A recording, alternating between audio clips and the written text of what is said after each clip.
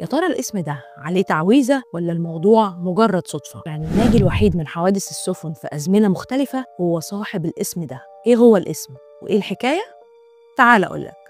أكتر من حادثة سفن حصلت في أزمنة مختلفة، والناجي الوحيد في جميع الحوادث بيحمل نفس الاسم. أول حادثة حصلت كانت يوم 5 ديسمبر سنة 1664، وقتها غرقت سفينة في مضيق ميناي، وده أمام سواحل الويلز. السفينة دي كان عليها 81 راكب، غرقوا كلهم إلا راكب واحد فقط كان اسمه هيو ويليامز. الحادثة التانية كانت برضو يوم 5 ديسمبر بس سنة 1785، في سفينة تانية غرقت في نفس المكان وكان عليها 60 راكب، برضو كلهم غرقوا إلا راكب واحد بس برضو اسمه هيو ويليامز. حاجة غريبة مش كده؟ طيب خد بقى الأغرب، إن برضو يوم 5 ديسمبر بس سنة 1820 غرقت سفينة تالتة في نفس المكان، وبرضو جميع الركاب ماتوا باستثناء واحد بس. طبعا عرفت اسمه إيه؟ أيوه انت صح، هو هيو ويليامز ابن المحظوظة. طب يا ترى دي صدفة إن كل واحد اسمه هيو ويليامز ينجو من 3 حوادث في نفس المكان في أزمنة مختلفة؟ وإيه السر في يوم 5 ديسمبر؟ هقول لك يا سيدي. الويلز هي جزء من المملكة المتحدة، وسواحلها معروف عنها بأنها أخطر السواحل على السفن البحرية، وده بيبقى نتيجة الطقس السيء. وفصل الشتاء اللي حصلت فيه الحوادث السابقة دي هو أخطر المواسم على السفن. طب الحوادث دي بقالها أكتر من 200 سنة، فهل في وثائق نقدر نتأكد منها من تفاصيل القصص دي؟ بالبحث لقينا أقدم منشور بيقول إن قصة هيو ويليامز بترجع لسنة 1822، وده موجود في قسم الأحداث الإقليمية في مجلة الجمعية اللغوية في لندن، بالإضافة لكتابين كمان، كتاب شمال الويلز للكاتب تشارلز كليف، وكتاب الدليل إلى شمال الويلز للكاتب